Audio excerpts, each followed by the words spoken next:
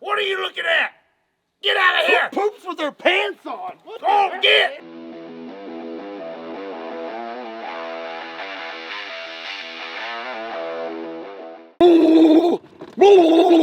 Hey, what's up everybody? My name is Scott and you're watching Kentucky Ballistics. And today we're gonna do some bear protection tests. There is a lot of debate out there on what is the best bear protection. Well, today we are gonna find out. Ballistic Dummy Labs has created me something very special. We have a grizzly bear head today. It is full of green blood and this thing weighs 75 pounds. It's absolutely massive. And I am very, very excited to put this thing to the test. They told me this is basically the size of a small grizzly. So today we're gonna find out what would be your best protection or worst option when it comes to bears. Okay, well your first option when it comes to bear protection is to just make yourself really big and make a lot of noise. Get out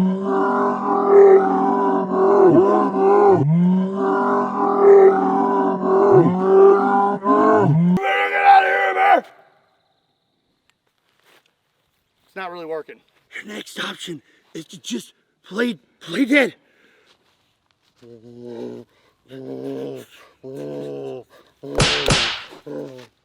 Okay, well our next option for bears is gonna be bear spray. Now this is a miniature version, but we're gonna try it out anyways. Here we go. Get out of here, bear!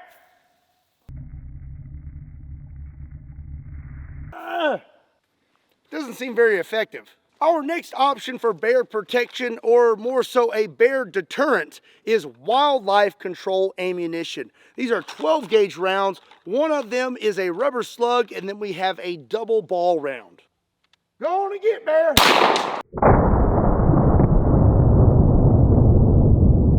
I don't even know if I hit him. All right, rubber slug.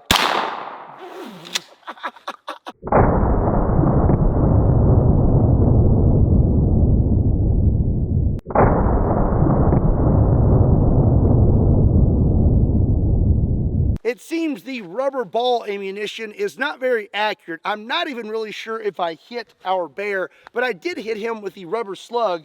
As you can see, it hit right here and then just kind of bounced off his face. I would say that would barely faze him. So now it's time for some more potent bear protection options. And first up is a Glock 29 chambered in 10mm, and I'll be loaded up with some Underwood ammo, 220 grain hard cast. Okie dokie. Let's see what happens. Hey, that thing there's got some pop to it.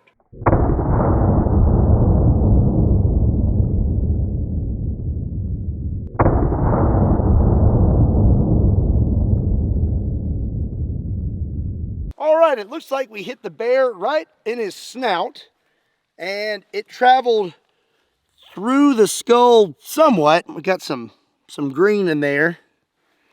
But I don't see an exit hole. Oh, wait a second. Oh, there's the round right there at the very back. The 10mm was actually quite impressive and penetrated a lot deeper than I thought it would. But this next gun is probably going to penetrate even deeper. This is a Smith & Wesson Combat Magnum 44 Magnum with a 3-inch barrel, and I have some Underwood ammo, 340 grain 44 Magnum plus P. All right, here we go. Oh, I think I hit a little high.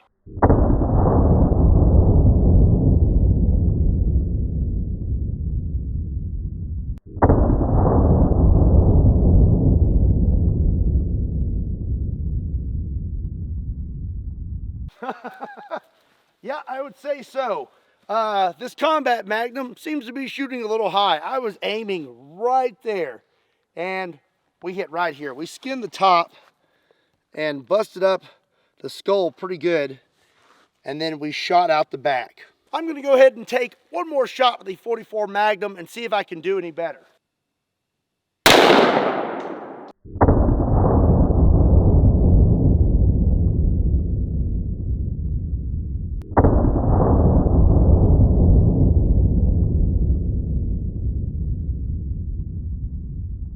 All right, let's see here. Looks like I hit about right there, and we made it all the way through that time. We have an exit hole right there. So it looks like with a Smith & Wesson Combat Magnum with 340 grain plus P hard cast, it's gonna be sending them a little high. I was aiming literally at the bottom of his chin and then hit right there. So up next, I have a Ruger Super Red Hawk Alaskan with a 2.5-inch barrel, and this is chambered in 454 Casull. And the rounds I have are some Underwood ammo, 300 grain jacketed hollow points. Oh, wow.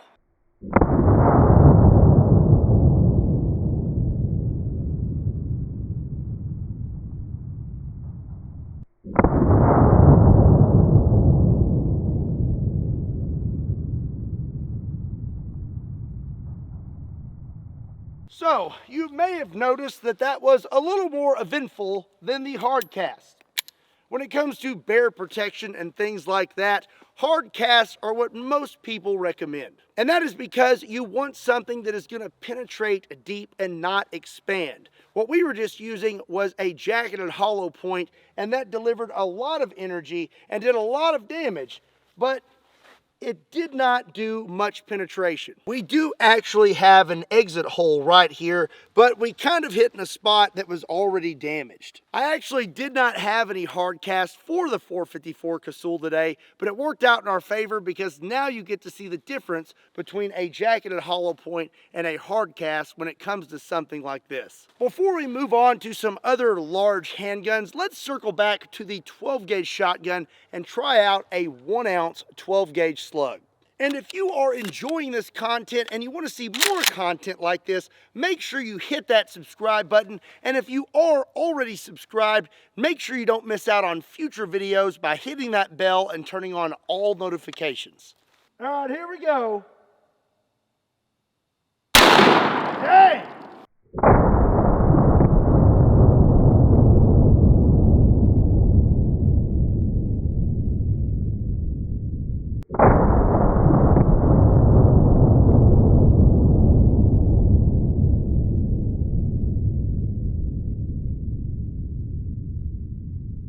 Wow, okay.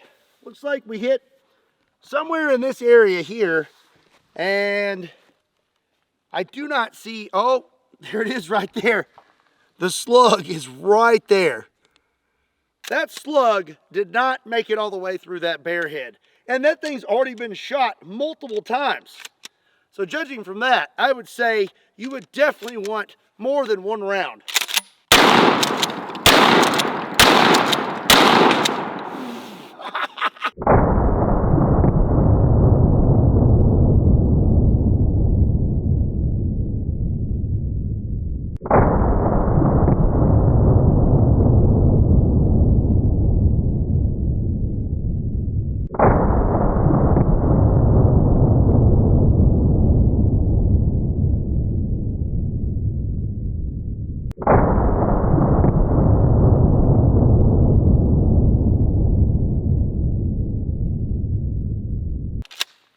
All right, well, that is a lot of damage. 4 to 5 1 ounce slugs may do the trick. I don't know. You know what's crazy is I'm pretty sure that none of those made it through the back. That ain't even a real bear. A real bear, especially one bigger than that, you're gonna be in trouble if all you got is 12 gauge. Just saying, all right? I know what you're thinking. Scott, How are we supposed to test more guns when you already destroyed the bear head? Well, don't worry, I got you covered. I come prepared. I have another 75-pound grizzly head. So up next, I have a very unique handgun, the Bond Arms Cyclops 4570 Derringer. And if you don't know, a 4570 is originally used in a lever action rifle. This is a 405 grain soft point, and this is gonna be kicking me real hard. Dang.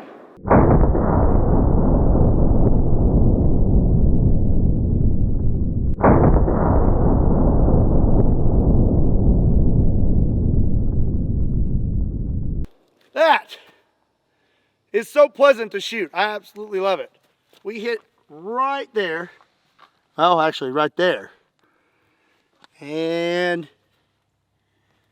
I do not see an exit hole. I do believe we did. Oh, there it is right there. It's backwards inside there. That actually did a lot more damage than I expected it to.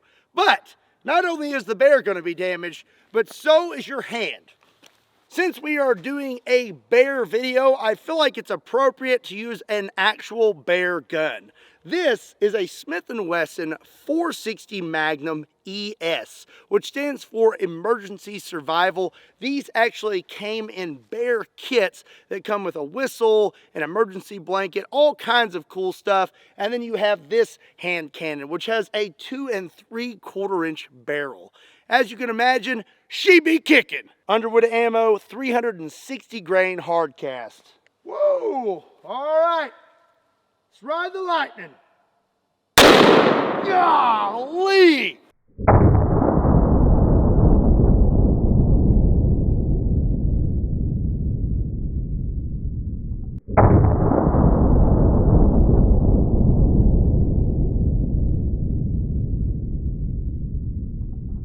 Oh, I hit it right in the mouth.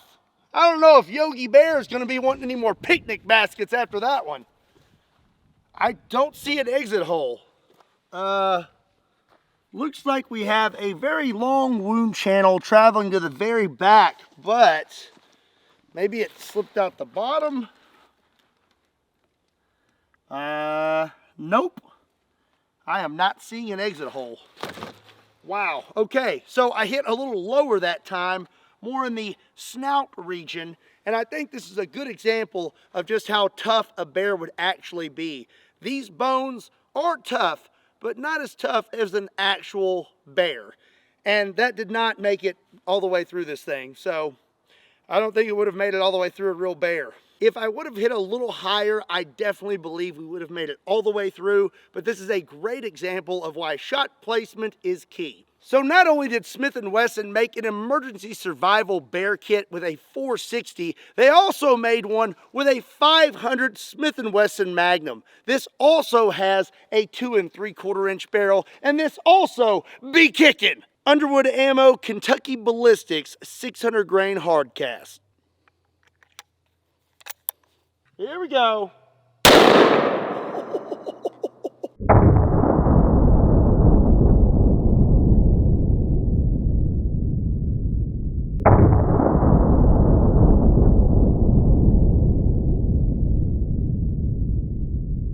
Doesn't look like I had much bone to go through that time. I hit right here, and that just zipped right through this thing.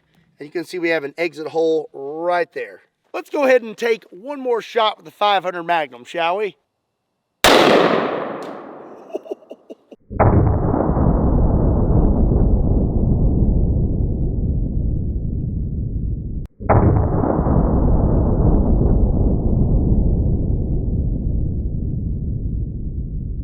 Okay, wow, talk about a perfect shot.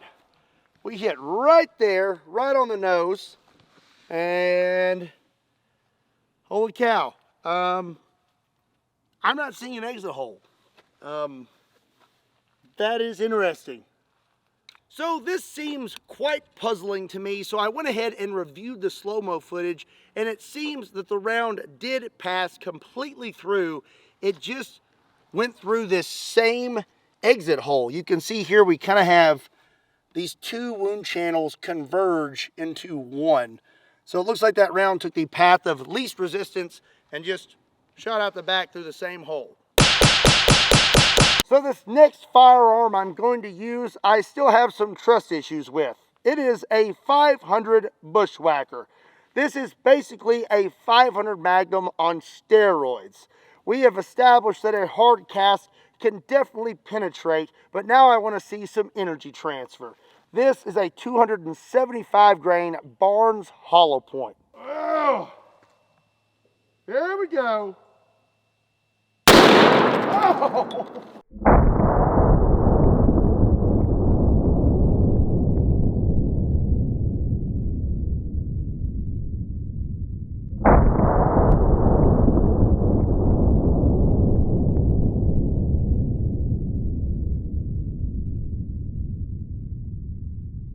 What the heck?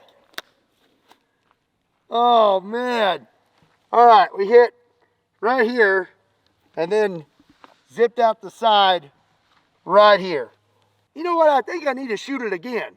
Oh, oh, oh.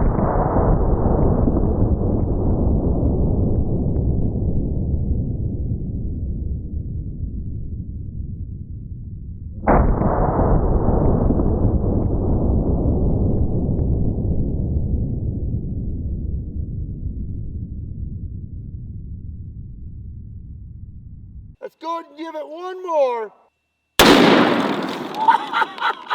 Oh my gosh.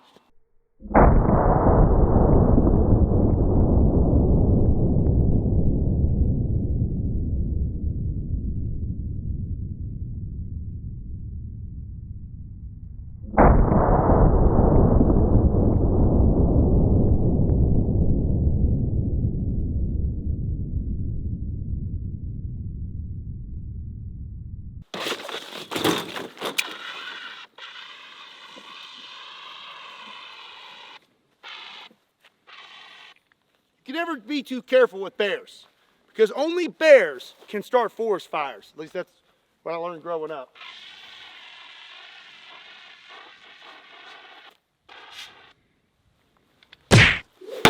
Well, that's going to be it for today's video. I hope you enjoyed it. Let me know what you thought about it in the comment section down below. And while you're at it, be sure and give it a like and make sure you hit that subscribe button. Also, be sure to check me out on Kentucky Ballistics breakdowns, Kentucky Ballistics shorts, and Kentucky customs. And while you're at it, check me out on Patreon, Facebook, Instagram, and Twitter. Links to all those can be found in the description down below, along with a link to KentuckyBallistics.com, just in case you want to pick up a shirt.